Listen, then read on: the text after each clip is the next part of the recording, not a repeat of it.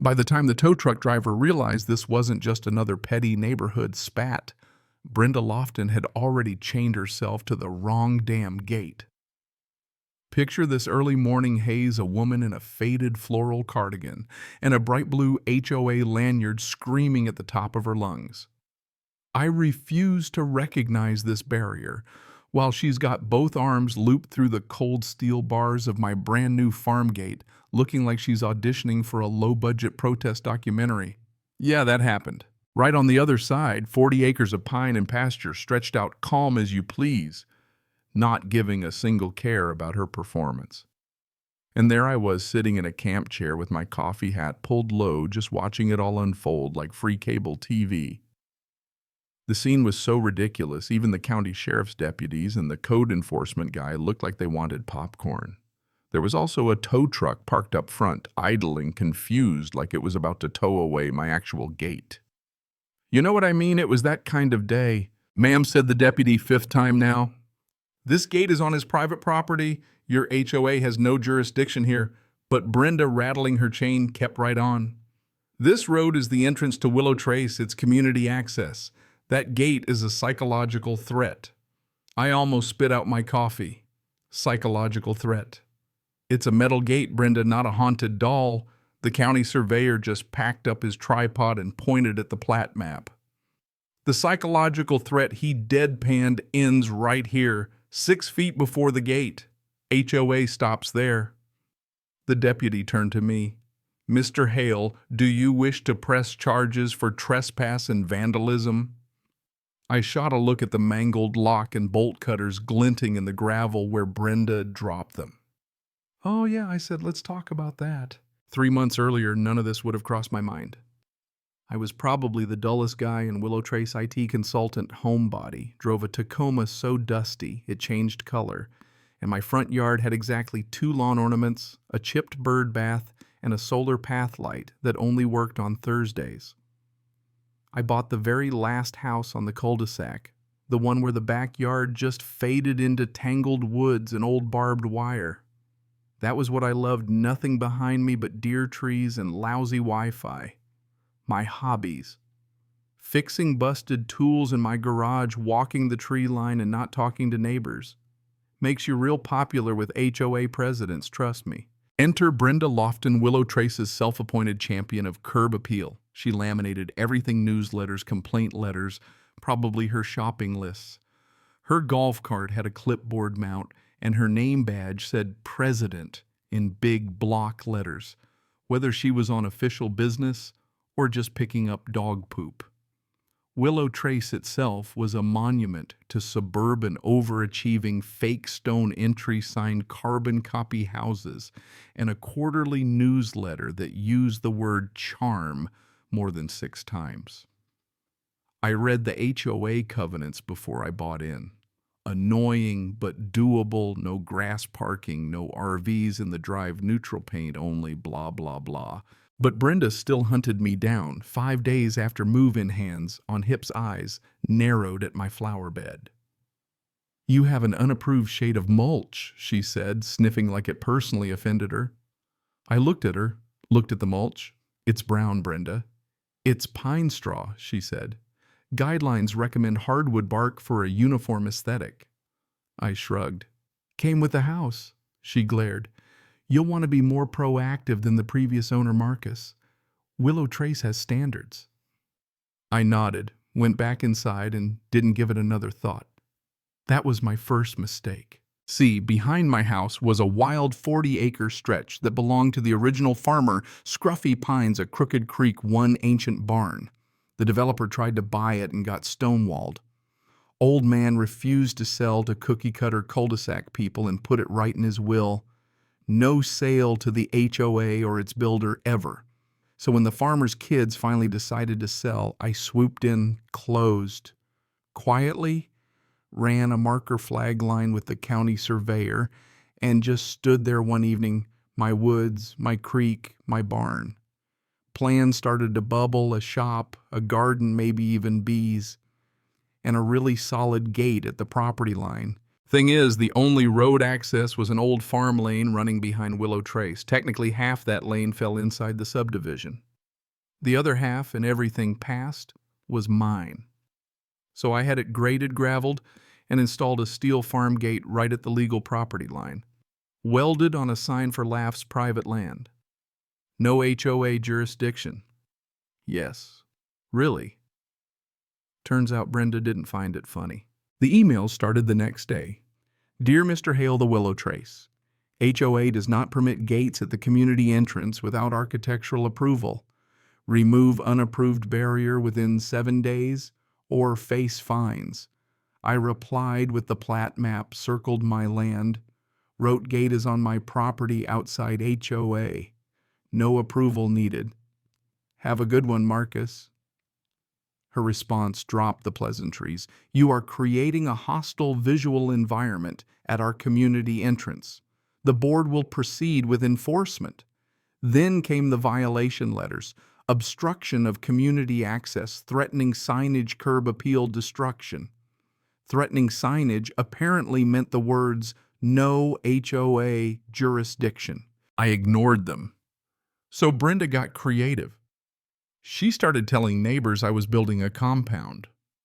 Warned parents not to let their kids near the gate like I was running a villain lair.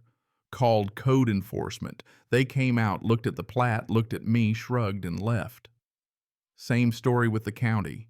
She even left a handwritten note in the chain links. This energy is very aggressive. Willow Trace is about community, not barriers. I stuck it on my fridge like a badge of honor. Then one morning I found the gate hanging open, padlock cut clean through.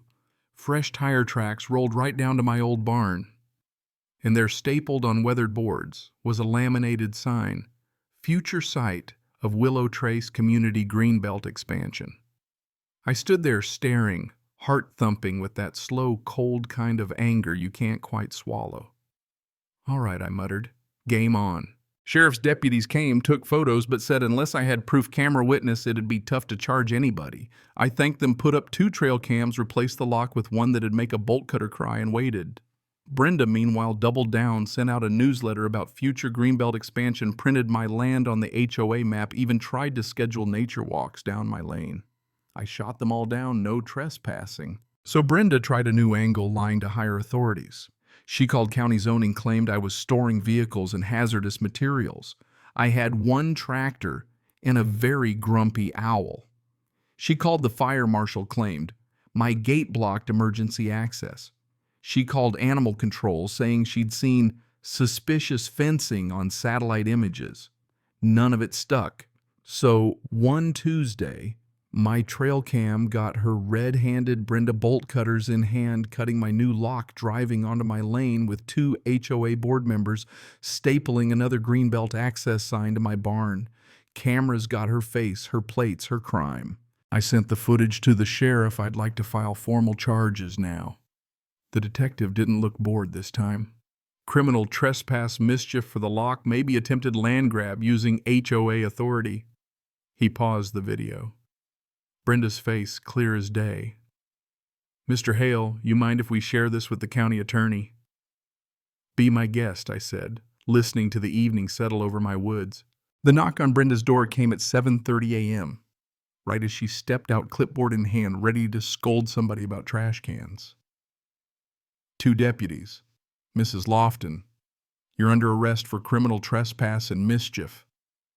Her jaw dropped so hard I thought it might crack the sidewalk. Half the neighborhood watched through parted blinds, looking like they were at a matinee. Brenda was booked, processed, released on bond, furious, telling anyone who'd listen it was all a misunderstanding. But the county attorney didn't see it that way.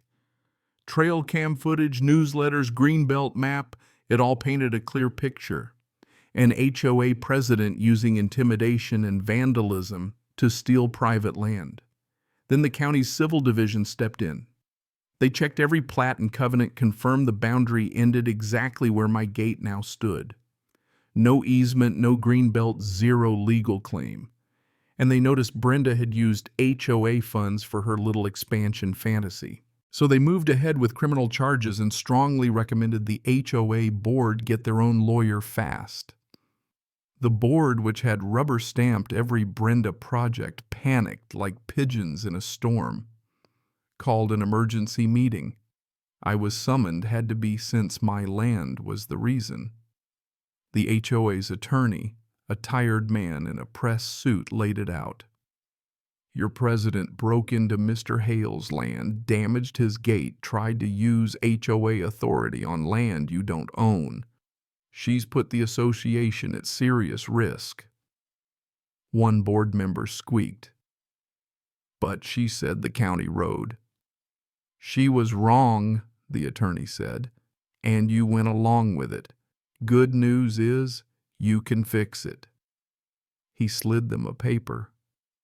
Step 1. Remove her as president. Immediately. When Brenda's court date came, that little town courtroom was packed. Neighbors, reporters, folks who didn't even live in Willow Trace. I sat in the second row with my lawyer.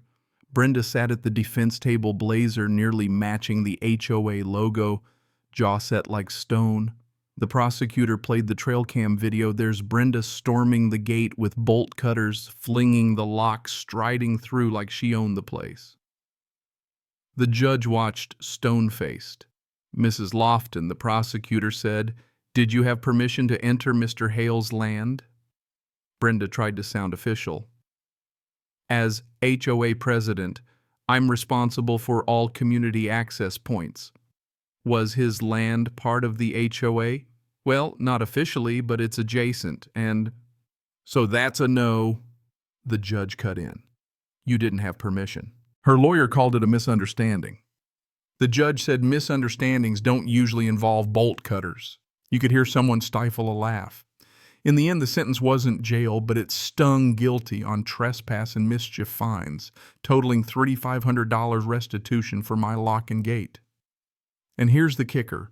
1 year of probation with mandatory classes in property rights and conflict resolution. The cherry on top.